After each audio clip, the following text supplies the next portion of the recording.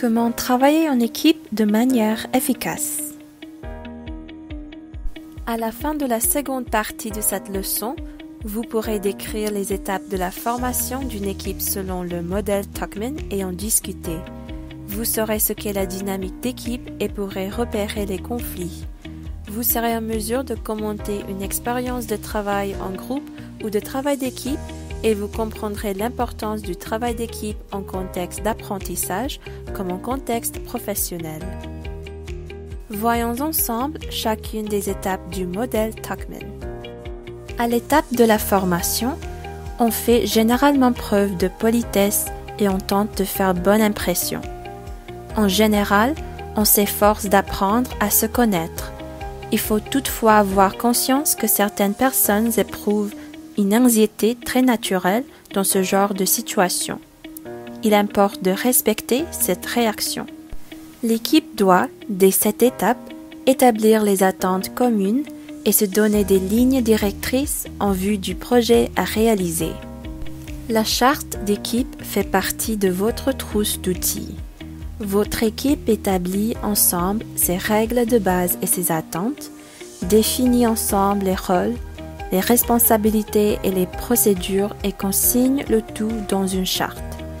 Il s'agit d'une sorte de contrat auquel vous pourrez vous reporter ensuite pour vous aider les uns les autres à garder le cap et à assumer vos responsabilités envers les autres. L'étape de la turbulence peut être difficile. Elle se caractérise souvent par de réels conflits au sein de l'équipe. C'est normal, mais il faut éviter que la situation ne dégénère. À mesure que les membres découvrent mutuellement leurs forces et leurs faiblesses, certains pourraient remettre en question les attentes et les limites établies, ce qui peut provoquer des conflits. À mesure que les membres découvrent les motivations, le style de travail et la personnalité des autres, certains pourraient remettre en question le travail accompli à l'étape de la formation de l'équipe. Autre exemple, si les rôles ne sont pas clairement établis ou qu'une personne tente de tout contrôler, les autres risquent d'éprouver de la frustration, ce qui causera des tensions. La turbulence se produit au stade des remue-ménages, quand chacun et chacune exprime ses idées, ce qui, en principe, est stimulant. Les membres de l'équipe font connaître leurs idées et en discutent, puis explorent les options. Chaque personne soumet des idées qui pourraient devenir les cœurs du projet. Il est important d'exploiter dès cette étape le potentiel constructif du différend et du compromis pour passer à l'étape suivante. Dès que chacun et chacune exprime ses idées et son point de vue, l'empathie, l'écoute et l'apprentissage deviennent des qualités capitales. Elles aident chaque membre de l'équipe à formuler ses idées les plus brillantes et aident l'équipe à résoudre les différences. Quand les conflits sont résolus et que chaque membre de l'équipe connaît son rôle et s'attaque à sa part du projet, l'équipe passe graduellement à l'étape de la normalisation. Les membres apprennent à résoudre leurs différences et apprécient leurs forces respectives.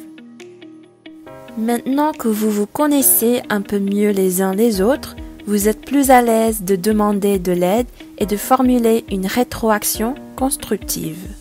À cette étape, vous pouvez travailler de façon indépendante tout en communiquant fréquemment avec les autres pour que le travail progresse efficacement. La cohésion de votre équipe tient à ce que chacun et chacune est responsable de la tâche à l'égard des autres membres. Il existe des outils de gestion de projet comme les diagrammes de Gantt qui aideront l'équipe à garder le cap pendant toute l'étape de la normalisation. Il pourrait y avoir des problèmes si certains membres de l'équipe ne comprennent pas bien leur rôle, les attentes de l'équipe ou l'objectif global. Il sera peut-être nécessaire alors de revenir sur les étapes formation et turbulence. À l'étape de la performance, l'équipe progresse considérablement vers ses objectifs. Chacun, chacune a à cœur la mission de l'équipe et s'y consacre avec compétence. À cette étape de la vie de l'équipe, vous tirez satisfaction des progrès collectifs. Vous échangez des idées sur vos activités individuelles et collectives, savez comment éviter les conflits, avez plus de facilité à résoudre les difficultés et avez davantage conscience de vos forces et faiblesses, tout comme de celles des autres. Vous vous fiez à vos capacités et à celles des autres. Remarque: peu d'équipes inexpérimentées parviennent vraiment à l'étape de la performance, au contraire des équipes qui ont déjà réalisé plusieurs projets ensemble, qui travaillent en synergie et qui ont mis au point des systèmes qui rendent le travail plus fluide et plus efficace. Une équipe de longue date consacre forcément moins de temps à la formation, à la turbulence et à l'apprentissage de la normalisation. Une équipe aguerrie et très performante accomplit rapidement et de façon interdépendante le travail qui lui est confié. Enfin, pour beaucoup d'équipes, l'étape de la dissolution arrive tout naturellement, soit parce que le projet est terminé, soit dans le cas d'une équipe permanente, parce que la dissolution a été décidée. Par contre, les personnes qui aiment la routine ou qui ont noué d'étroites relations de travail avec leurs collègues risquent de trouver la séparation difficile sur le plan émotionnel.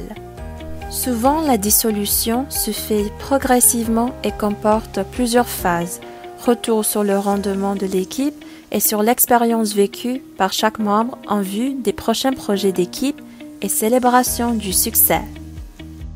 Remarque: la composition de l'équipe et la situation font parfois qu'une équipe doit revenir à une étape précédente ou prolonger une étape donnée. Une équipe permanente, par exemple, pourrait ne pas passer par l'étape de la dissolution ou y consacrer très peu de temps. Une équipe formée en vue d'un projet donné pourrait franchir les diverses étapes assez rapidement avant de se séparer. Si les rôles ne sont pas clairement définis, ou que le processus convenu ne fonctionne pas aussi bien que votre équipe le croyait au départ, vous devrez peut-être revoir la charte et les lignes directrices établies à l'étape de la formation. Le modèle de Tuckman aide à comprendre comment se crée une équipe et quelles stratégies et quels outils votre équipe peut employer pour franchir chaque étape.